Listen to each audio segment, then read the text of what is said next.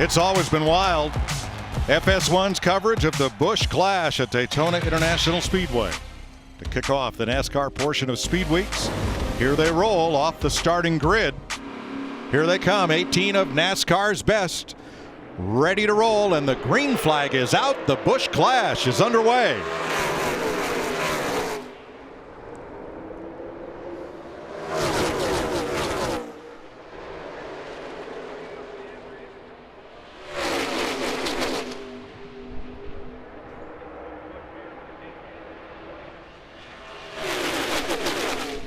Ryan Newman edges ahead off 2.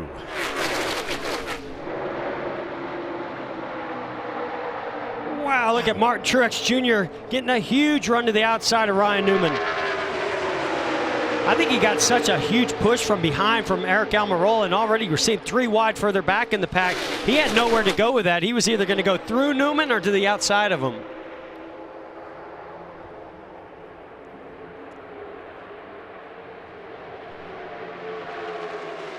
Lap 1 to Roush Fenway Racing and Ryan Newman.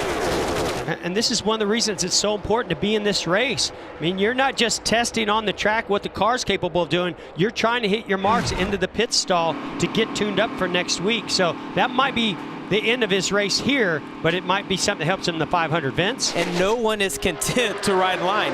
I thought it was just a couple of guys, but it seems like whoever's leading is getting passed right now. So, yeah, these guys think that they're clearly racing for the win, and the Chevy guys, if they get caught, I mean, I don't feel like they're going to be able to run wide open when this pack catches them. So I don't know. I don't think the Chevy strategy is going to work out for them, Jeff. Do you?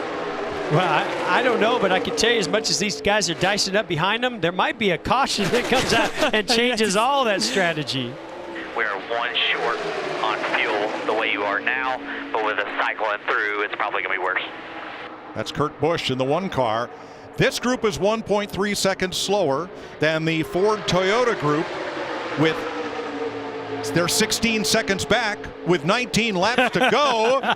These fellas here are in trouble. The last thing you want for your Brad Keselowski is for them to run out of fuel right in front of you leading this pack. Harvick threads the needle 3 wide. Huge run through the middle, down to the bottom. He'll go back up to the middle, if I had to guess, to get behind Denny Hamlin. Did they cough? Did they just shut off? Did they sputter? What? Well, most of the cars have a reserve fuel switch in it, so the guys know about a lap ahead of time when it's going to run out, so they'll feel it sputter, but turn that up. And sorry, James. Kyle Busch almost saved it. He collects Logano, and he's in the wall with Keselowski. Yeah, you saw Joey Logano trying to keep Kyle Busch behind him, tried to block him, and Kyle went to the inside, and I think they made a little bit of contact and around, or which really just ultimately created this mess. So here's a big push coming from teammate Denny Hamlin. Kyle's got a huge run, gets right to the rear bumper of Joey Logano, and you can see as he pops out. I mean, I don't know if the air turned Joey a little bit or they made contact first, but around went Joey Logano.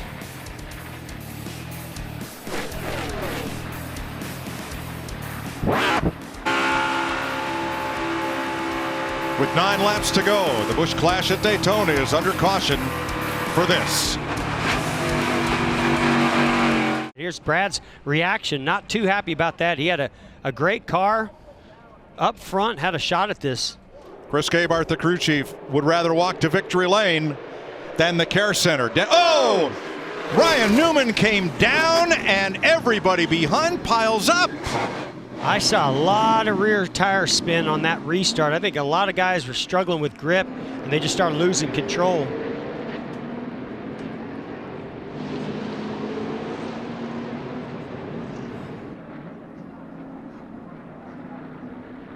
Maybe it could have been contact. Could have been contact from the 24 and that nose on that Camaro of William Byron as he gets to the rear bumper of Ryan Newman. And it looked like he had been hit by the 4 of Kevin Harvick, which may have sent him into Newman.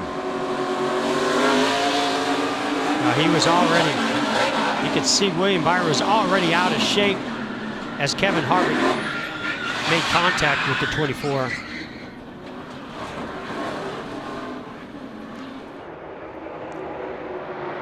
Whoa, almost turns Denny Hamlin. Almost turned him again. Man, this is wild back here on the back straightaway. Got Boyer giving a big, oh! Hamlin Denny around. goes around. I bet that fender caused that right rear tire to go down.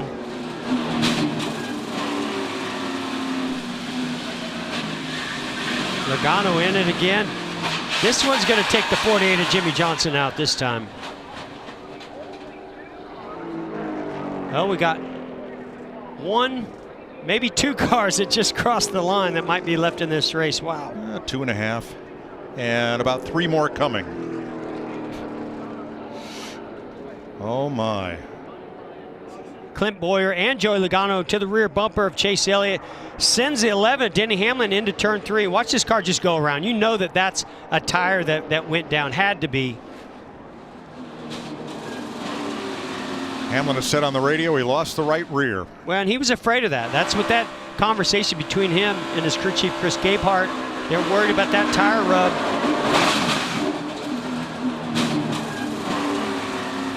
Here's Hamlin's radio. Yeah. Oh, yeah. I mean, I felt this turn 1 and 2. I was trying to hold on. No chance. Oh, I seen it. You did a hell of a job. More darn ball you did, man. Well, they'll meet up as the care center, as Denny prophetically said a bit earlier. Jeff, there's another big consequence to this, is that these cars are the secondary backups for the Daytona 500 for many, well, they were, for many of these teams. That outside lane's materializing pretty good. Big run. Chase Elliott, oh, trying to get to the outside of the 42 at Kyle Larson. Whoa, down to the bottom and they touch. Oh, another wreck. Goodness gracious.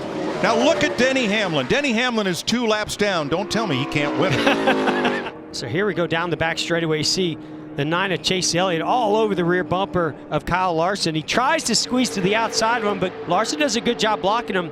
Now Larson realizes he's going to go to the inside. This is almost similar to what happened between Joey Logano and Kyle Busch earlier. He tried to go to the inside. They just make contact and they both go around.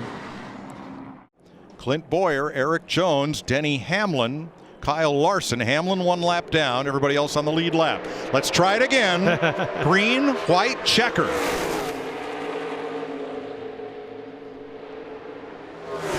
Tremendous push from Clint Boyer to get Austin Dillon out front cleanly. Now he's got control. Now all he has to do is watch what kind of run comes from behind. Can he put a block without causing a huge wreck? Look at Newman with the crossover move. That was a fantastic move by Ryan Newman. Big run coming to the outside by Eric Jones. You can't block 3 lanes. No, he's getting a huge push from Kyle Larson. Now Larson to the inside. Jones's car is damaged, and Larson slips ahead. If they take the white flag under green, oh please, then the next flag will end the race. 3 wide. Look at the speed Jones has with that car all bent up, and it's Newman at the white flag. That's incredible. I mean, how did Larson pass all those cars and now fall all the way back to the end? Last lap. Denny Hamlin, big push to his teammate Eric Jones. Do you want to lead here or do you want to be second? Well, all day long, I didn't want to be in the field as much as they were wrecking. But I really think, look at this run coming from Eric Jones. 3 now wide. 3 to the inside, 3 wide. Jones with the most damaged car in the race. He's in the front. Now can Denny Hamlin, Dillon slipped up high. is Denny Hamlin going to make a move on him and still try to win this race? Doesn't look like it. He's going to push his teammate to the win. Eric Jones is going to win the Busch Clash with a car that's ready for the dumpster. I just think Denny could have pulled out maybe a few feet sooner. Oh, that's right. He's down lap. So he's helping his teammate win this race. Didn't have a shot at the win. Unbelievable. That's some teamwork. Boy, it's good to have a teammate out there that can help you out in that situation. Ryan Newman got some damage. His car was smoking. He fell off pace. Austin Dillon slipped way up high in turn number 4. And the gates were open for Denny Hamlin to push Eric Jones to victory. That was a crazy race. Coach Gibbs will go to victory lane for the 9th time in the Clash. Byron, Michigan's Eric Jones. One of that new generation of NASCAR stars. is going to get the first NASCAR checkered flag of this speed week. Here's Matt. Well, the nose looks more like it had a bad night at Kalamazoo Speedway. How would you even describe this day? Well, it's not one I would have thought we'd won. It was an awesome race. I got to give a huge thanks to Denny there in the 11. He stuck with us there that whole last lap, and this thing wasn't the fastest car I don't think left in the race, but we brought it home, so I owe him one for that one for sure.